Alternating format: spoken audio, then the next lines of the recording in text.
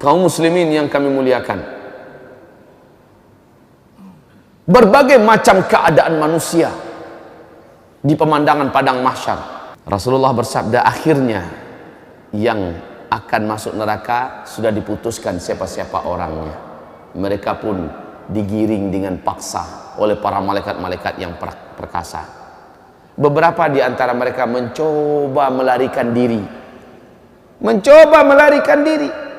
Di mata malaikat yang mencoba melarikan itu ibarat kutu-kutu kecil. Kemana mau lari, disentil kembali. Ada yang diambil, ditendang. Kaum muslimin yang kami muliakan, akhirnya mereka diseret, lalu dibawa dan dilemparkan ke dalam neraka. Sementara orang-orang beriman dan orang munafik mengalami hisab. Setelah proses hisab, dinampakkan amalan mereka, ditanya. Setelah itu mereka ditimbang amalannya. Setelah itu mereka digiring untuk menuju ke suatu daerah yang maha gelap. Daerah tersebut diawali oleh pintu yang maha besar, bab. Di dalam surah Al-Hadid Allah ceritakan pintu itu di bagian luarnya terang, di bagian dalamnya gelap. Manusia disuruh masuk. Ketika mereka masuk, gelap gulita. Khusus orang yang beriman langsung bercahaya tubuhnya. Ada yang cahaya satu orang sebesar gunung besar cahayanya. Langsung terang benderang. Padahal dia satu orang. Ada yang satu orang hanya sebesar bukit cahayanya.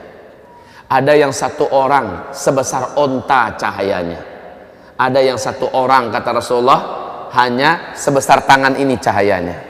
Ada yang satu orang hanya sebesar jari telunjuk saja cahayanya.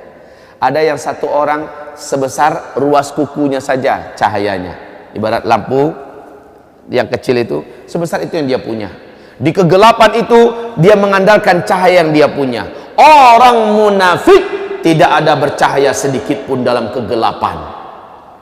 Orang yang bercahaya dapat berjalan dengan cepat menuju ke titian, menuju ke sirat yang membentang antara padang mahsyar dengan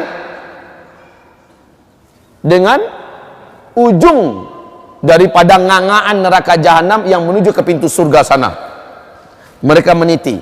Kata Rasulullah, luasnya ngangaan neraka jahanam itu, ngangaan tahu sih? Lubang. Luasnya, kata Rasulullah, seandainya seluruh galaksi yang ada, seluruh apa yang ada di alam semesta dimasukkan ke dalam muat. Saking besarnya, Pak.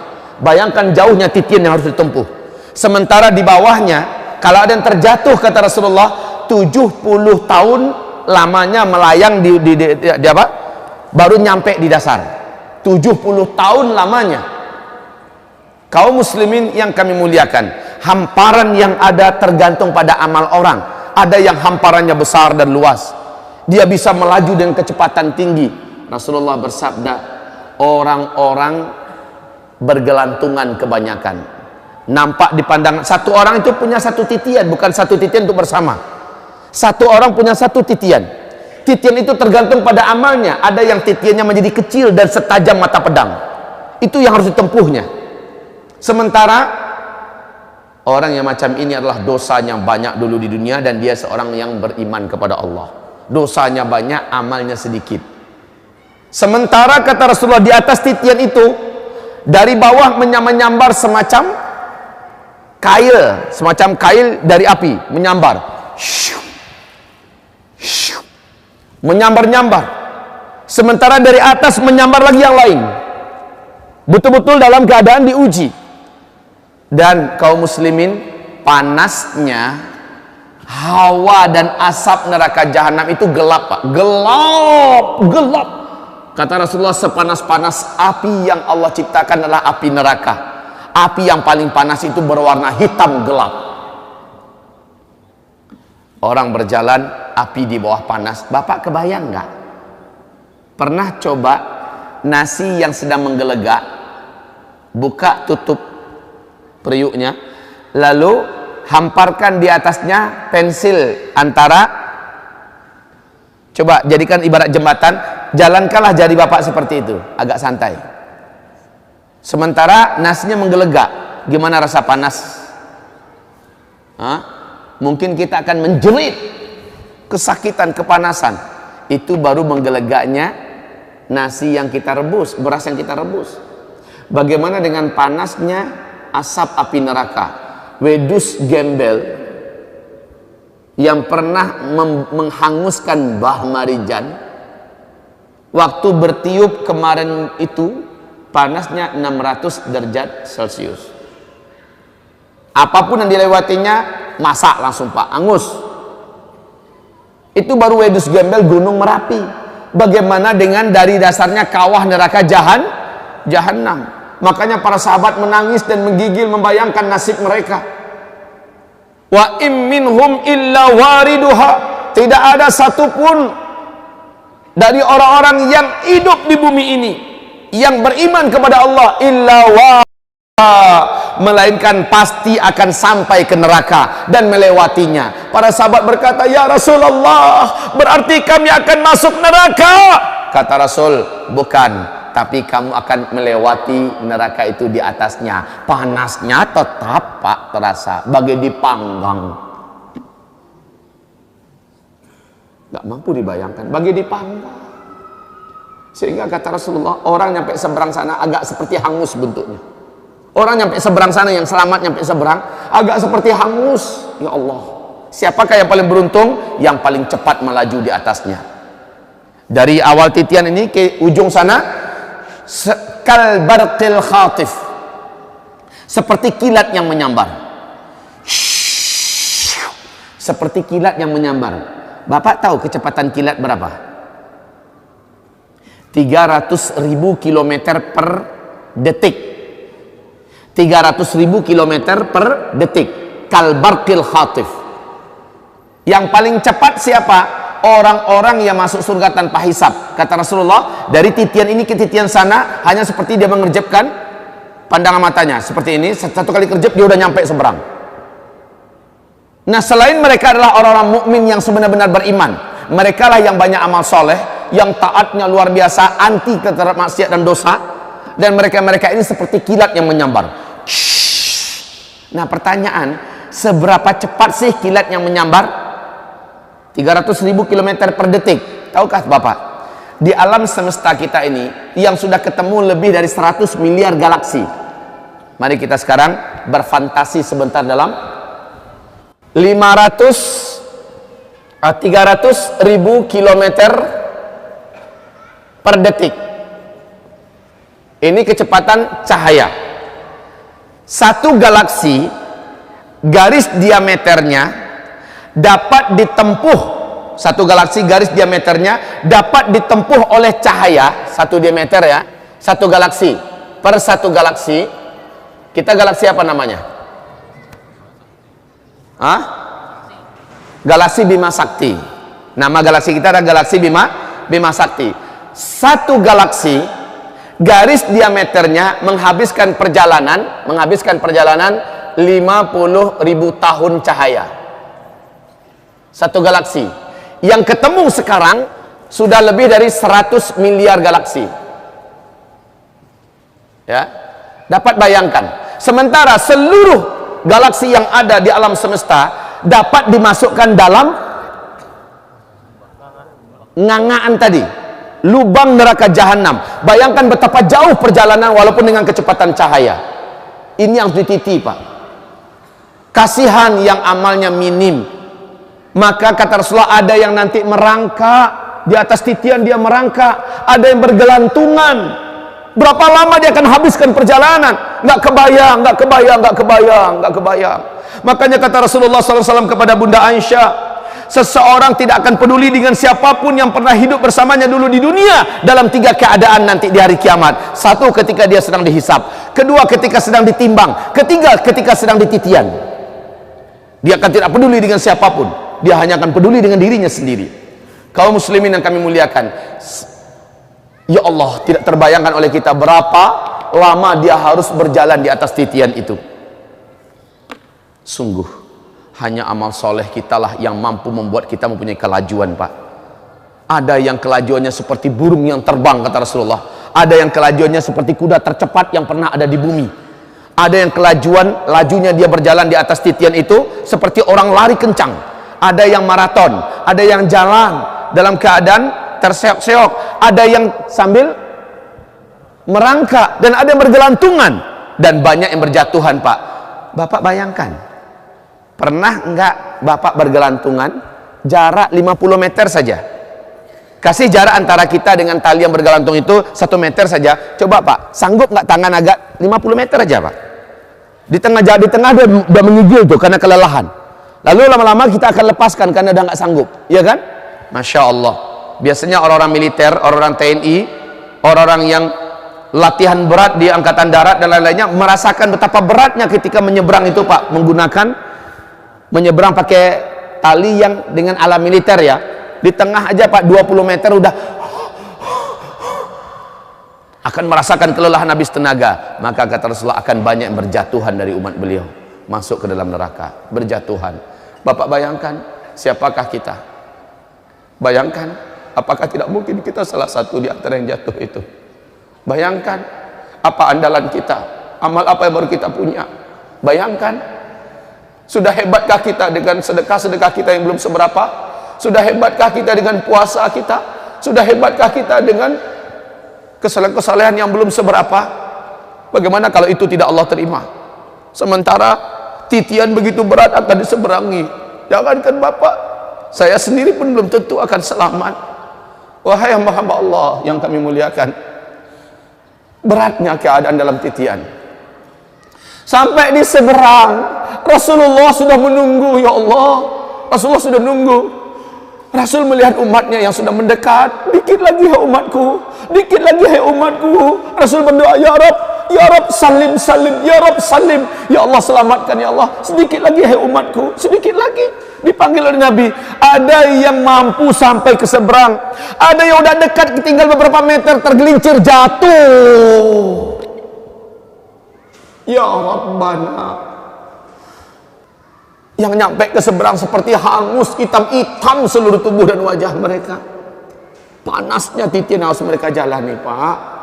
Ibu, bayangkan kehidupan yang sebentar ini, yang paling-paling hanya 60 tahun, yang paling hanya 70 tahun. Kita gadaikan kehidupan abadi yang penuh dengan tantangan dan beratnya ujian serta musibah besar di dalam neraka.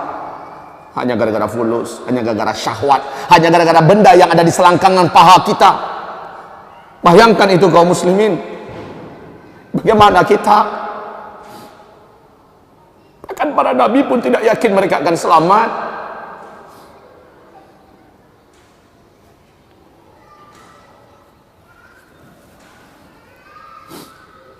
Kaum muslimin yang kami muliakan, sesampainya di seberang, udah selamatkah mereka? Nyampe di seberang, udah selamatkah mereka? Belum. Sudah tersedia satu telaga khusus disebut dengan telaga Nabi Al-Kautsar. Orang-orang yang selamat ke seberang. Seluruh orang munafik yang tadi gelap, mereka nggak nampak mana sirat mereka. Ketika mereka sampai di tepi jurang, langsung jatuh ke dalam karena mereka tidak melihat apa-apa. Inilah nasib orang munafik. Orang munafik di belakang berkata, "Hai orang-orang beriman, tunggu kami, bukankah kita dulu sama-sama Islam?" Orang beriman yang punya cahaya meluncur dan berkata, "Sorry, kalian perlu cahaya, ambil ke dunia. Dulu kalian tertawakan kami karena kami kuat beragama. Orang-orang yang tertawakan jenggot, orang-orang yang tertawakan kita sujud, orang yang tertawakan wanita muslimah kita yang bercadar, orang yang bertawakan hafiz-hafiz Quran, orang yang mengejek pondok pesantren, padahal dia orang Islam, orang-orang yang membuat senang hati orang kafir dengan mengeluarkan kata-kata yang melecehkan dan merendahkan Islam. Mereka kaum munafikin dan para pengikut mereka gelap gulita, tidak bercahaya. Sementara orang beriman, singkatnya, yang selamat sampai ke seberang, kaum muslimin, setelah sampai di seberang belum tentu lagi selamat.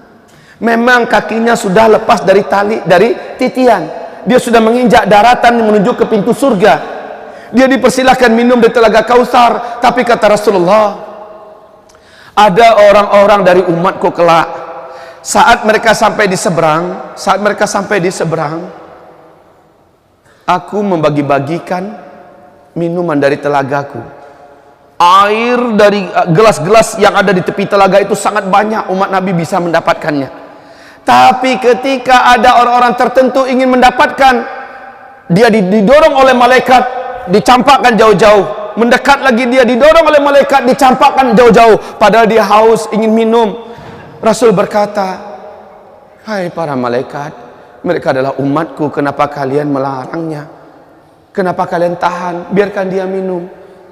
Apa kata para malaikat? Hai Muhammad, engkau tak tahu ya, orang-orang ini adalah di antara umatmu yang setelah engkau tidak ada, mereka mengarang-ngarang ajaran Islam yang engkau tidak ajarkan.